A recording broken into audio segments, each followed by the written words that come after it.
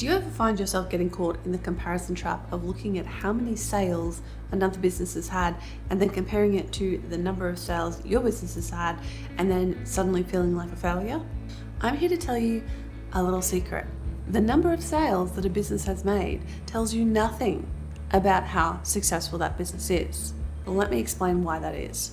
So in the handmade industry, I see a lot of people talking about number of sales, like, oh, I've made 50 sales, 100, 4,000, 10,000, whatever. You go to someone's Etsy store and it's right there in the Etsy front page, and people look at someone else and they go, oh, look how many sales this person's made. They must be successful. First of all, what is success? What does that even mean?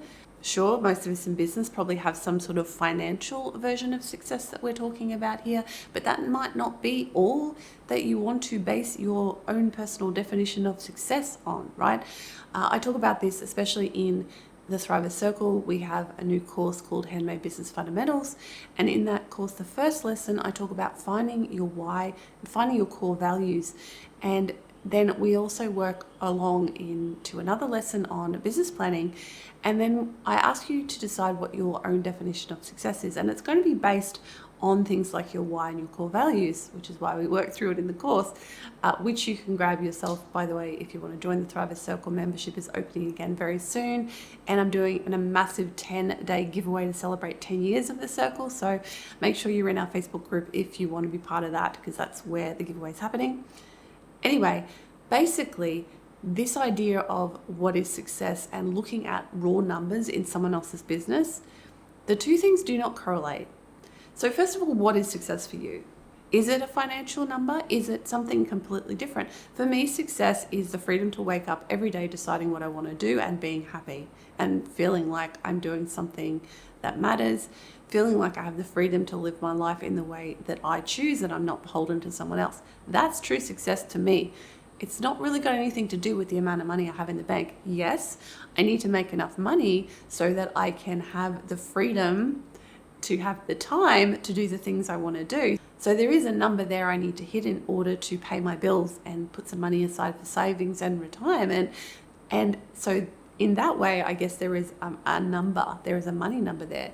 But the money number is not the end goal. It is simply a step on the path to get me to my end goal. And it's going to be different for everybody. Maybe you want to make enough money so you can take your family on a vacation once a year. Maybe you want enough to cover the mortgage, whatever it might be. If it's a financial goal, it might be something else. Maybe you want to be creatively fulfilled in the work that you do and do work that you're passionate about. All of those are perfectly valid and legitimate definitions of success, and only you can decide what that's going to be. But back to the whole, let's look at the numbers, and looking at someone's number of sales means nothing about how successful their business is. And this goes financially. And I'm going to explain exactly why you should stop worrying about looking at how many sales someone else has made, because it doesn't tell you anything about their profit. Now, profit is what matters when it comes to business. If you're making 100 sales, but you keep none of that money after you've paid all your expenses, you may as well not be doing anything, because you're not making any profit. You're not making any money. All right, so let's look at two people and compare the situation that they're in. Say we have someone selling scrunchies for $5 each. We're going to call her Jane. And say we have someone else selling ceramic vases for $150 each. I'm going to call her Alice. So Jane sells $5 scrunchies. Alice sells $150 vases. Jane has made 1,500 sales, or 1,500 sales in her shop. If you went to her Etsy shop and you looked at that, you'd see 1,500 sales, and you'd probably think, wow, she's doing really well. That's awesome. She's really successful. And then if you go to Alice's shop, you're going to see she's only made 150 sales in her shop. And you might think, oh, well, she's doing okay. She's a beginner, maybe after a year or two, she'll have those sales numbers up and she'll be doing so much better for herself. But let's look at the maths for a second, shall we? Jane has made $5 1,500 times. So she's made 1,500 sales of $5 each. That's a gross income of $7,500. Alice has made 150 sales at $150 each sale. That is a gross income of $22,500. Now, we don't know the profit margins on these products. Maybe it takes Alice 2 days to make a vase, 20 hours. That's more than 2 days, but you know what I mean. Well, not to a maker, a lot of us do work 10 hours a day. But anyway, let's say, it takes her heaps of time.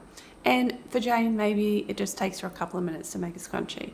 So if we look at it in time spent, then perhaps Jane's doing okay.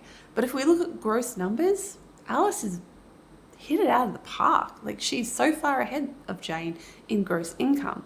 And not only that, and this is the part people always forget, not only has she made more than double what Jane has made, she's only had to deal with 150 customers. She's only had to package things 150 times. She's only had to deal with 150 sets of sales emails and tracking numbers and packaging costs.